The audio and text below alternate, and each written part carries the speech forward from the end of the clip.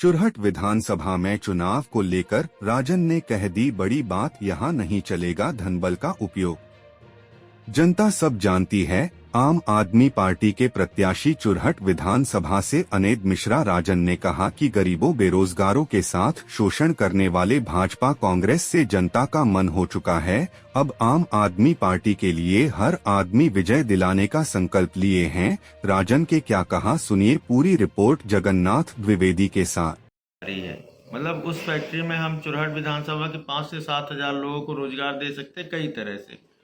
वो मैं प्रयास करूंगा, उसमें काम करूंगा। मैं जमीन के उसमें तक गया हूं कि कैसे लोगों को दिया जा सके काम। लास्ट सवाल है, गरीबी, बेरोजगारी और स्वास्थ्य शिक्षा, 4 मुद्दे पूरे प्रदेश सीधी और चुरहट विधानसभा में भी है। इसे दूर करने के लिए क्या प्रयास रहेगा? देखिए, नेता को जमीन में उतरना पड़ेगा। नेता जब जमीन में उतरेगा तब उसको ये सारी परेशानियां समझ में आएंगी। आज ये नेता हवा हवाई के हो गए कि जीते कि भोपाल चले गए। आप जमीन में जाओगे तो आपको पता चलेगा इनकी गरीबी कैसे दूर हो सकती। सरकार मनरेगा की योजना चलाती है, लेकिन मनरेगा का पैसा 6-6 महीने नहीं मिलता है। युवाओं के रोजगार के लिए ठीक है, मगर मध्य प्रदेश में चुरहट में नहीं दे सकते तो बाहर भी काम होता है। वो जाते हैं, ऐसा मतलब उनको न रहने की व्यवस्था, न उनकी तनख्वाह की, वो तो बाहर भी जाके हम बात कर सकते। जो फैक्ट्रियाँ सूरत में, पूना में, गुजरात में विधायक जाएगा तो बात तो करेगा ना कि भाई हमारे यहाँ के 200 लोगों को रोजगार दो। उसके पहले हम यहाँ कोई ट्रेनिंग सेंटर ऐसा खोल सकते हैं कि उनको पहले हम यहाँ ट्रेनिंग दें, फिर उसके बाद बात करें कि भैया ये लोग ये ट्रेनिंग दिलवा दिए हैं तो आप ये काम करो। किसानों के लिए गौशालाएँ तो बन गई हैं, लेकिन गौशालाओं नाम की बनी हुई है, उसमें कोई अभी आधी अधूरी पड़ी हुई हैं या पैसा पूरा निकल गया। किसानों के लिए करना पड़ेगा। भ्रष्टाचार, नेता नहीं रहते तो अधिकारी निरंकुश हो जाते हैं, वो अपने मनमानी। नेताओं को, आज के नेताओं को पैसा चाहिए उन अधिकारियों से, तो अपनी तनख्वाह से तो देगा नहीं, भ्रष्टाचार करेगा तो ही देगा। तो ये बहुत सारी छोटी चीज़ें हैं जिसमें नेता को ज़मीन में उतरना पड़ेगा। जब वो ज़मीन में उतरेगा तब उसको समस्याएं पता चलेगी और उसका हल उसके पास, सारी समस्याओं का हल है नेता के पास, क्योंकि उसके अधिकारी सुनते हैं। लोकतंत्र में उसको इतना अधिकार दिया गया, सरकारों ने इतना अधिकार दिया हुआ उसको। तो मैं ज़मीन में उतर के काम करूँगा, ग्राम सभाओं की बैठक में जाया करूँगा। ग्राम सभा, ग्राम पंचायतें क्यों बनाई गई थी कि लोगों की समस्याएँ गाँव के अंदर ही हल हो जाएँ।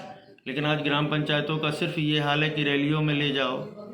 ग्राम पंचायतें रैलियों का साधन बन गई हैं, तो उसमें जबकि काम होना चाहिए। फंड रहता है 20-20, 25-25 लाख हर पंचायतों में, लेकिन ऐसा परेशान किया जाता है कि सरपंच, सेक्रेटरी, जनपद उसी में वो घूमता रह जाता है। भ्रष्टाचार इतना कि 1 लाख का काम है तो 40,000 उसमें चला जाता है, कमीशन की वेट चढ़ जाता है। दोनों पार्टी से आपके उनके आने से कितना असर पड़ेगा? देखिए, वो तो पिछले 70 साल से आ रहे हैं, लेकिन जनता इस दफे समझदार हो रही है। वो बोल रही है कि आके सिर्फ वादे करते हैं। जैसे शिवराज जी की ही लाडली बहन योजना चल रही, तो 18 साल तक बहनों को ज़रूरत नहीं थी क्या?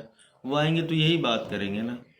शिवराज जी ने कहा कि हम 1,000 देंगे तो कांग्रेस वाले बोलने लगे 1500 देंगे। अरे जनता को ये पैसे देने का, ठगने काम ना करें, उनको मूलभूत सुविधाओं पे काम करें, उनके बच्चे अच्छी पढ़ाई कर सके, इस बात पे काम करने की ज़रूरत है। हाँ, आपका ये कहना सही है। जनता को विकास, उनके बच्चों को विकास, अभी भी ग्रामीण क्षेत्र में देखते हैं, आपके विधानसभा में भी हर जगह देखने को मिल रहा है कि हर आदिवासियों सहित कुछ गरीब तबके के लोग के बच्चे आज भी शिक्षा से वंचित हैं, इस पीढ़ी के बाद भी।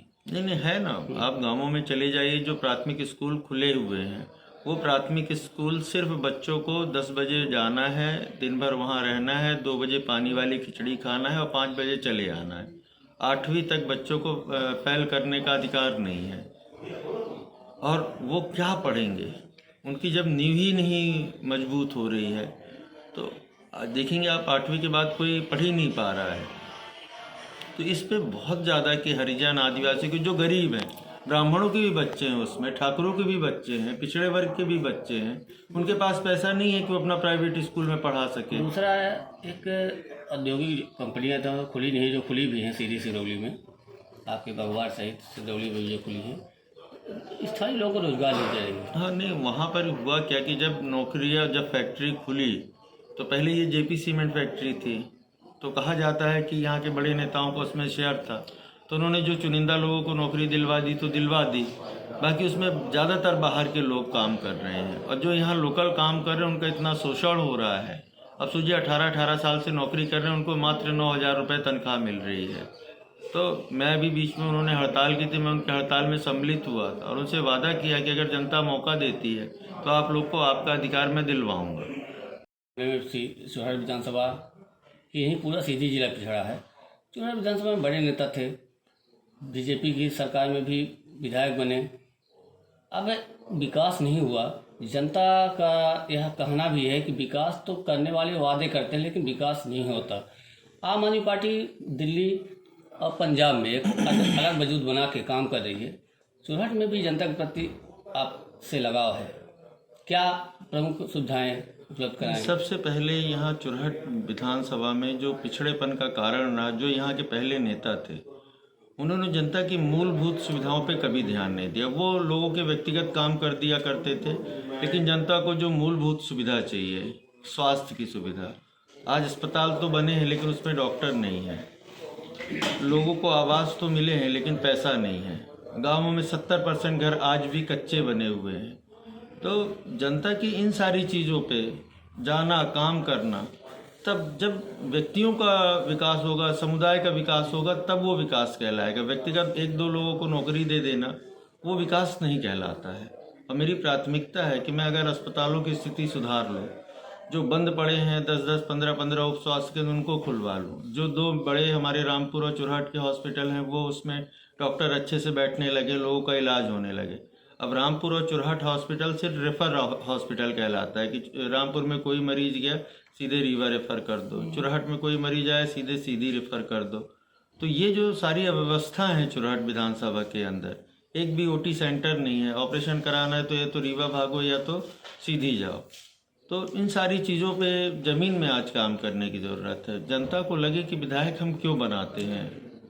अभी कुछ पार्टियां धन बल का उपयोग करके चुनाव जीतना चाहते हैं। आपका भी एक जनाधार क्षेत्र में मैं घूमा भी हूँ, अच्छा सुनने को मिला, क्या कहेंगे? धन बल के बल पर चुनाव जीतने वाली पार्टियां सफल होंगी या आप? लगभग 70-75 साल हो गए देश को आज़ाद हुए।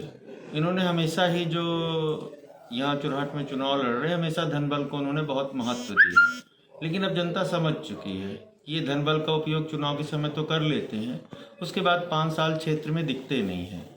तो अब जनता इनका धन और बल दोनों ले तो लेगी, लेकिन वोट वो ईमानदारी से देना चाहती है और चुरहट के विकास के लिए देना चाहती है।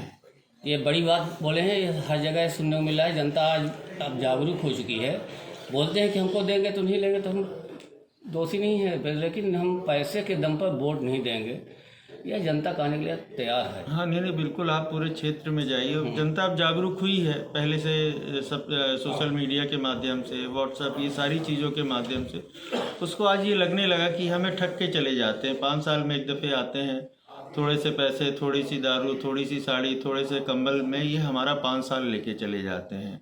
तो उन्होंने सब ने कहा कि भाई आप निश्चिंत रहो, इनसे हम खूब खींचेंगे, खूब ये देंगे तो लेंगे, लेकिन वोट इस दफ़े हम चुरहट के विकास के लिए देंगे। आपका मुकाबला किससे है? भाजपा का? देखिए, बात यहाँ मुकाबले की किसी पार्टी से नहीं है। जो हमें यहाँ मुकाबला करना है, जो हमें सुधारना है, यहाँ के भ्रष्टाचार को, यहाँ के भय को, यहाँ की बेरोजगारी को, यहाँ के किसानों की समस्याओं को, यहाँ की स्वास्थ्य व्यवस्था को, यहाँ की स्कूल व्यवस्था को। तो मैं कांग्रेस से कौन है, बीजेपी से कौन है, इसको मैं महत्व नहीं देता। मैं ये महत्व देता हूँ कि जो यहाँ की जनता है, जो परेशान है, उसकी लड़ाई मैं लड़ूं, और उसी में मैं लगा हुआ हूँ।